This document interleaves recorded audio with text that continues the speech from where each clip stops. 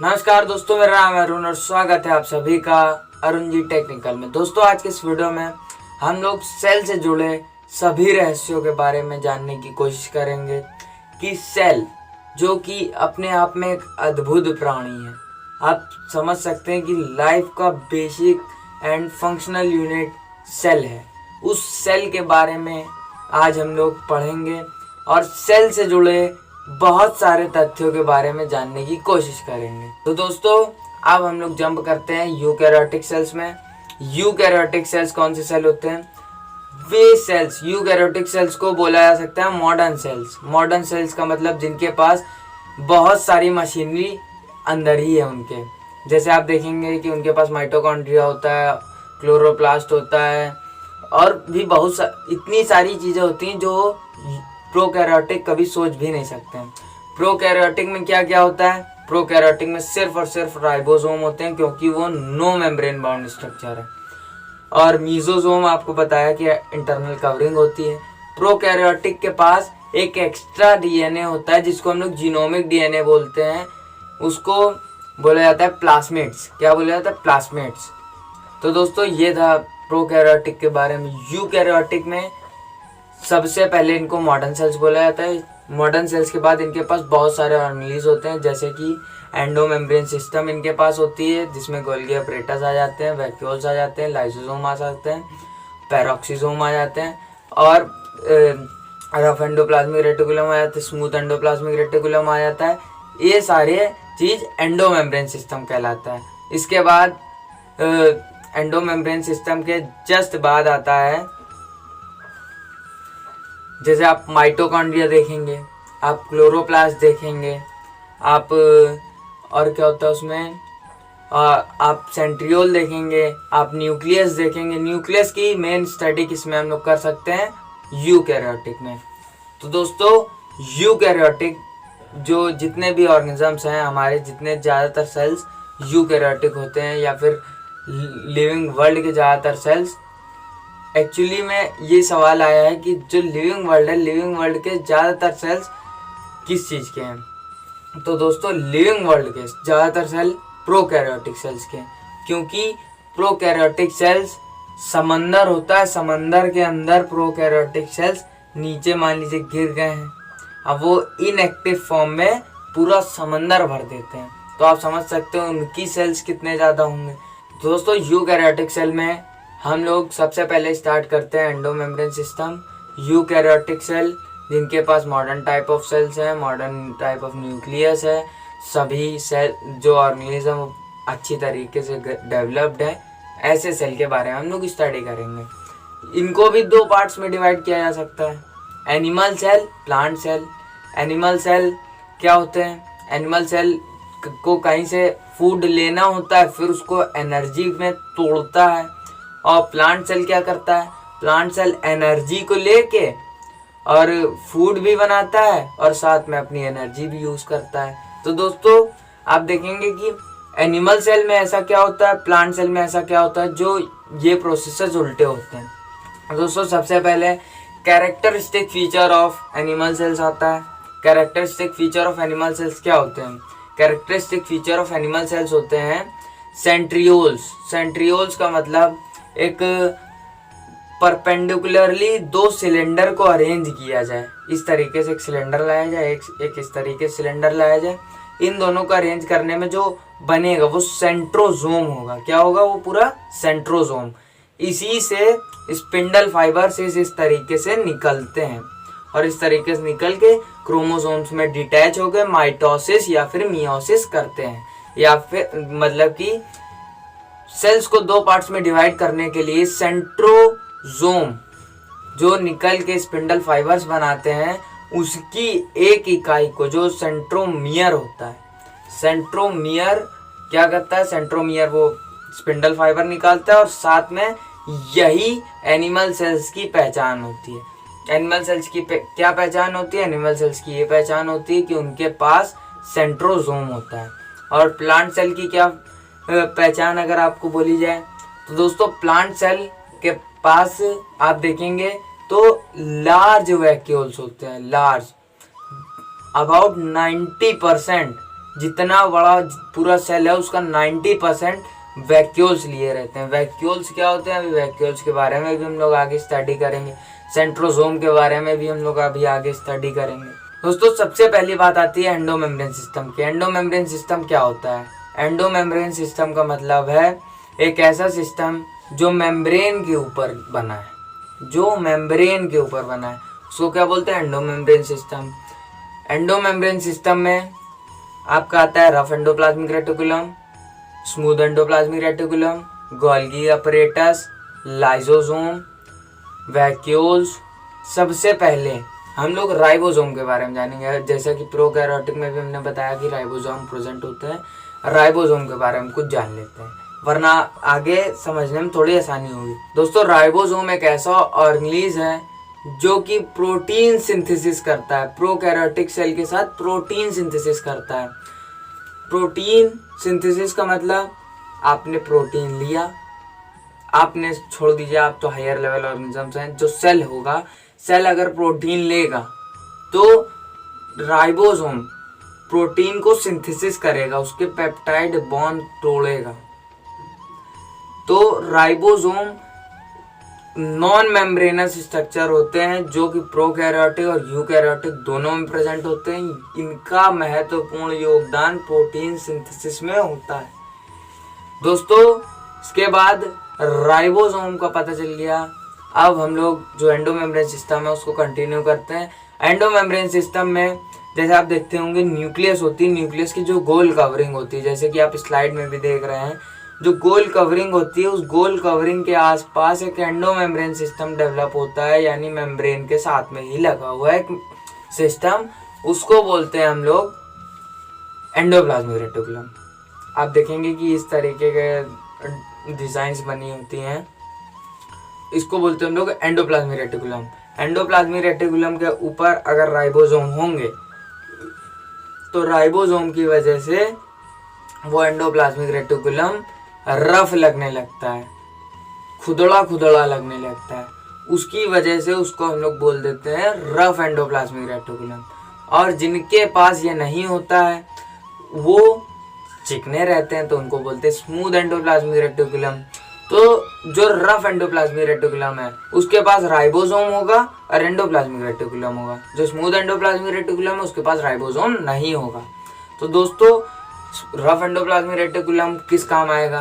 तो rough endoplasmic reticulum के पास जैसे राइबोसोम है, तो राइबोसोम कई सारे राइबोसोम है, तो वो ज्यादातर हम लोग ने देखा कि वो प्रोटीन सिंथेसिस करता है। और जो स्मूथ एंडोप्लाज्मिक रेटिकुलम है प्रोटीन सिंथेसिस यानी जैसे राइबोसोम करते हैं वैसे वो भी करता है। स्मूथ एंडोप्लाज्मिक रेटिकुलम जिनके पास राइबोसोम नहीं है वो लिपिड्स को करते हैं, लिपिड सिंथेसिस, यानी लिपिड्स यानी fats, cholesterol, high density lipids, low density lipids, इन सभी चीजों के ऊपर स्मूथ एंडोप्लाज्मिक एक्ट करता है। उसके बाद आती है गोल्गी अपरेटस। गोल्गी अपरेटस क्या काम करती है? गोल्गी अपरेटस का सीधा काम होता है packaging of food. Packaging of food means मान लीजिए आपने खाना खाया, खाना खाने के बाद सेल ने खाना खाया, सेल खाना खाने के बाद उसको स्टोर करना चाहता है, तो सेल उसको किस तरीके से स्टोर करेगा? तो सेल उसको स्टोर करेगा इन द फॉर्म ऑफ किसी भी फॉर्म में स्टोर कर लेगा। मान लीजिए एक उसने गोल्गी अपरेटस क्या करेगा, एक पैकेट सा बना देगा और उसके अंदर छोड़ देगा। जब सेल की जरूरत होगी वो उस पैकेट को निकाल के अपना खा लेगा। मतलब जब भी उसको प्रॉपर सब चीजें मिलेंगी उस हिसाब से वो न्यूट्रिएंट्स ले लेगा। या फिर सेल ने कुछ खाया और खाने के बाद उसमें एक्सक्रीटरी प्रोडक्ट्स बचे जो कि अनडाइजेस्टेड रह गए, तो उसको क्या करेगा? उसको भी पैक करेगा और एक्सक्रीटरी सब्सटेंस को भी पैक करके अब वो भेज देगा वैक्यूल्स में। एक एक्सक्रीटरी वैक्यूल होता है। अब मान लीजिए एनिमल सेल्स में नहीं होता तो उनको डायरेक्ट निकाल दिया जाता है। तो इसके ऊपर भी कई सारे होते हैं। तो आप देखेंगे कि गोल्गी अपरेटस का काम क्या है। गोल्गी अपरेटस का काम यह है कि packaging of food and it's excretory substances, excretory substance और अपने फूड को क्या करता है? पैक करता है। दोस्तों लाइसोसोम छोटे छोटे गोल गोल स्फेरिकल स्ट्रक्चर होते हैं जिनके अंदर पीएच एसिडिक हो तो वो अच्छी तरीके से काम करते हैं। इनके पास बहुत सारे एंजाइम्स होते हैं जो कि डाइजेशन में हेल्प करते हैं, सेलुलर डाइजेशन में। तो दोस्तों सेलुलर डाइजेशन में लाइसोसोम हो गया। लाइसोसोम के बाद आता है वैक्यूल। वैक्यूल क्या होते हैं? वैक्यूल जैसा कि मैंने आपको बताया, प्लांट सेल की एकमात्र खूबी वैक्यूल होती है। वैक्यूल में बड़े बड़े उनके पास वैक्यूल होते हैं, 90% का एरिया कवर करते हैं। वैक्यूल्स क्या स्टोर करते हैं? वैक्यूल्स के अंदर क्या होता है दोस्तों? वैक्यूल्स के अंदर एक्सक्रीटरी सब्सटेंसेस होते हैं जिसमें गैसेस भी हो सकती हैं, जैसे CO2 गैस सेलुलर रेस्पिरेशन के बाद बनती है, और ऑक्सीजन भी हो सकती है, क्योंकि प्लांट के लिए वो एक्सक्रीट करने का प्रोडक्ट है। तो दोस्तों ऑक्सीजन भी हो सकती है। उसके बाद अनडाइजेस्टेड मटेरियल और भी फूड, ये सभी वैक्यूल्स में प्रेजेंट होता है। वैक्यूल्स की जो आउटर कवरिंग है उसको हम लोग टोनोप्लास्ट बोलते हैं। वैक्यूल्स की जो आउटर कवरिंग है उसको हम लोग टोनोप्लास्ट बोलते हैं। दोस्तों अब जंप करना चाहिए माइटोकॉन्ड्रिया पे। माइटोकॉन्ड्रिया क्या होता है? तो दोस्तों माइटोकॉन्ड्रिया हम लोग बचपन से पढ़ते आ रहे हैं। Mitochondria is known as the powerhouse of the cell. जहाँ से पूरी सेल को पावर मिल रही है वो होता है माइटोकॉन्ड्रिया।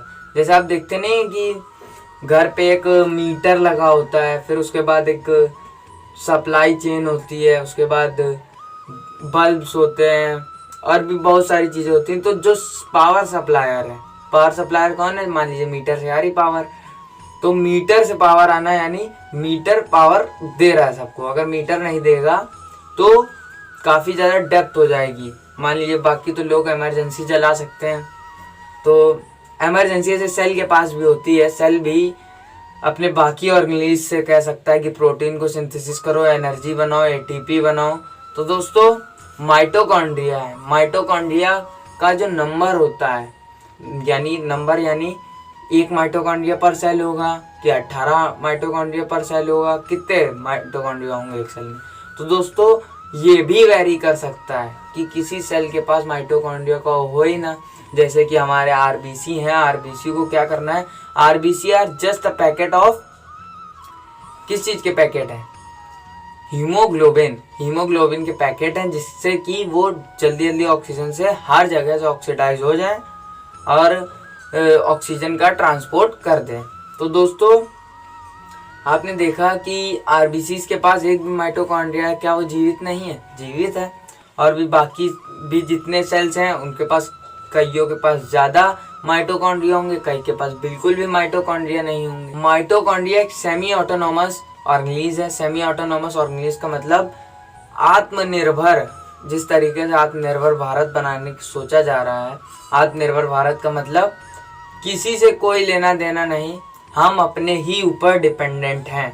हमारी बॉडी जिस तरीके से अपने ही ऊपर डिपेंडेंट है, प्लांट की बॉडी अपने ही ऊपर डिपेंडेंट है, उसी तरीके से सेल भी, मतलब माइटोकॉन्ड्रिया भी सेल के ऊपर डिपेंड नहीं, अपने ही ऊपर डिपेंड है। क्योंकि माइटोकॉन्ड्रिया के पास DNA होता है सिंगल।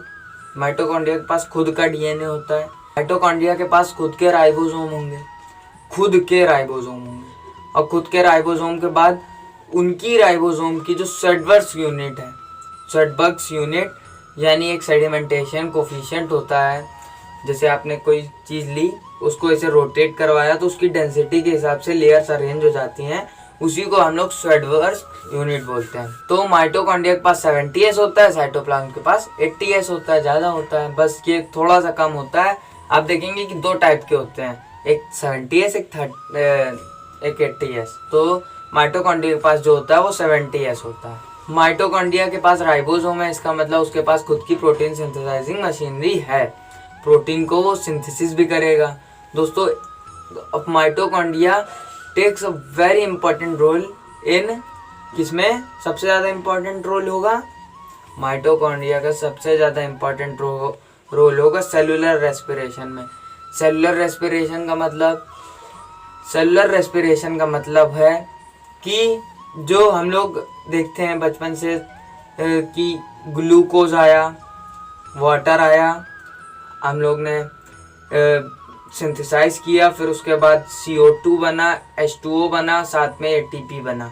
तो ये जो रिएक्शन पढ़ते हैं हम लोग रेस्पिरेशन की, जिससे एनर्जी निकलती है, वो रेस्पिरेशन की रिएक्शन ही सेलुलर रेस्पिरेशन की रिएक्शन होती है। तो सेलुलर रेस्पिरेशन कहाँ होता है? सेलुलर रेस्पिरेशन माइटोकॉन्ड्रिया में होता है। माइटोकॉन्ड्रिया एटीपी बनाता है, फिर एटीपी से सभी को एटीपी देता है। दोस्तों इसके बाद आप माइटोकॉन्ड्रिया के अगर फिगर पे जाएं तो माइटोकॉन्ड्रिया के पास दो मेम्ब्रेन होती है, एक होती है आउटर मेम्ब्रेन, एक होती है इनर मेम्ब्रेन।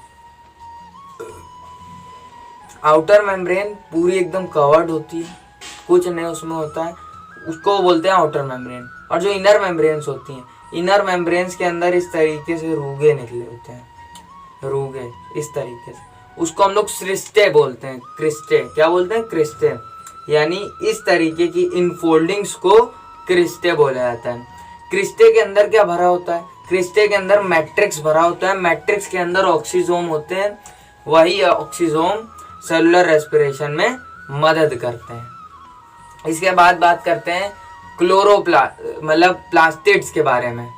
प्लास्टिड्स क्या होते हैं? तो दोस्तों प्लास्टिड्स हमने देखा है कि ज़्यादातर प्लांट सेल्स में होते हैं। प्लांट सेल्स में जहाँ पर भी कलर पिगमेंटेशन आपको दिख जाए तो वो क्लोरोप्लास्ट की वजह से होता है। तो दोस्तों आपको क्लोरोप्लास्ट तीन तरीके के हैं, एक है क्लोरोप्लास्ट, एक है क्रोमोप्लास्ट, एक है ल्यूकोप्लास्ट। क्लोरोप्लास्ट क्या होते हैं? दोस्तों क्लोरोप्लास्ट वही क्लोरोप्लास्ट है जिससे कि फोटोसिंथेसिस होती है, जैसे chlorophyll A, chlorophyll B, dark reaction, light reaction, जितने भी फोटोसिंथेसिस के प्रोसेस हैं वो सभी क्लोरोप्लास्ट में होते हैं।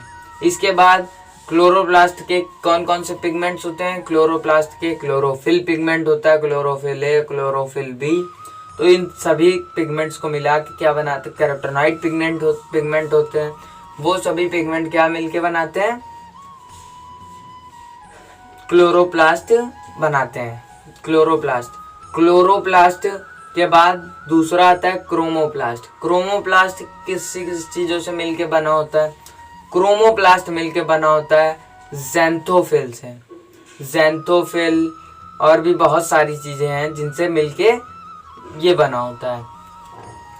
मेनली हम देखते हैं कि ज़ैंथोफिल, क्रोमोप्लास्ट क्या करता है? क्रोमोप्लास्ट के पास एक स्पेशल पिगमेंट्स होते हैं जिनकी वजह से जो पौधा जिसके पास भी होगा वो एक तरीके से किस कलर का दिखेगा? वो या तो रेड दिखेगा, या तो ऑरेंज दिखेगा, या तो येलो दिखेगा।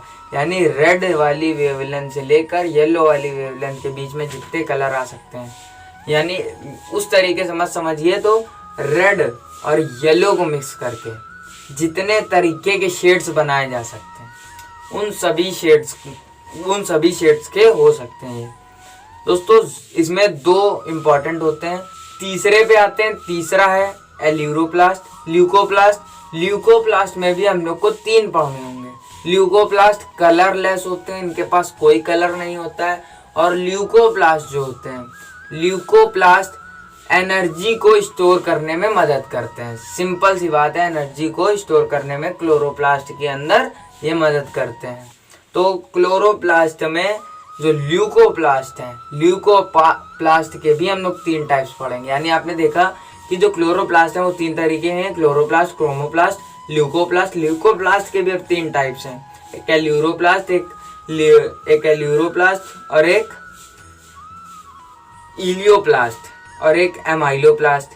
जो एल्यूरोप्लास्ट है वो प्रोटीन सिंथेसिस करता है, यानी प्रोटीन को स्टोर करता है, प्रोटीन स्टोरेज करता है। इलियोप्लास्ट ऑयल से स्टोरेज करता है, यानी लिपिड से स्टोरेज करता है। एमाइलोप्लास्ट कार्बोहाइड्रेट का एक तरीके से स्टोर करता है। क्लोरोप्लास्ट के अगर स्ट्रक्चर पे जाया जाए तो क्लोरोप्लास्ट एक तरीके से ट्रायंगुलर शेप का होता है और उसके बाद उसमें सिक्के की तरीके, मान लीजिए सिक्के के ऊपर एक गड्डी की तरीके कई सारी चीजें प्रेजेंट होती हैं। उन एक सिक्के को अगर आप निकाल के देखेंगे तो एक सिक्के को हम लोग थाइलेकॉइड बोलेंगे और जो पूरा होगा उसको हम लोग क्या बोलेंगे? ग्रैना बोलेंगे। क्या बोलेंगे? ग्रैना। और दोस्तों जैसे मान लीजिए क्लोरोप्लास्ट की कवरिंग के अंदर पहले फ्लूइड है। फ्लूइड में क्या है? फ्लूइड को क्या कहते हैं? फ्लूइड को बोलते हैं स्ट्रोमा। क्या बोलते हैं? स्ट्रोमा। और जो सिक्के की तरीके गड्डियां लगी कई सारी, उन गड्डियों क्या बोलते हैं? पूरी गड्डियों को ग्रैना। एक गड्डी के अंदर से एक सिक्का निकालेंगे तो उसको क्या बोलते हैं, थाइलेकॉइड। इन सभी ग्रहना को आपस में ज्वाइन कौन करता है, इन सभी ग्रहना को आपस में ज्वाइन किया जाता है स्ट्रोमा लैमेले की मदद से। किससे, स्ट्रोमा लैमेले। स्ट्रोमा लैमेले का भी स्ट्रक्चर आता है कि आप देखेंगे क्लोरोप्लास्ट जिस तरीके से बना है। अब क्लोरोप्लास्ट में क्या क्या है, क्लोरोप्लास्ट में आप देख रहे होंगे कि ग्रैना बने हैं, थाइलेकॉइड बना है, स्ट्रोमा बना है, स्ट्रोमा लैमेले बना है, आउटर मेम्ब्रेन इसकी होती है, इनर मेम्ब्रेन होती है। यही डायग्राम पूछ लिया जाता है। दोस्तों न्यूक्लियस और भी दोस्तों न्यूक्लियस और बाकी बचे हुए तथ्यों के बारे में हम लोग बाद में जानेंगे। अभी फिलहाल के लिए इतना रखते हैं क्योंकि वीडियो काफी लंबी हो गई है। तो मैं अरुण सोनकर आप सभी से विदा लेता हूँ। जय हिंद, जय भारत।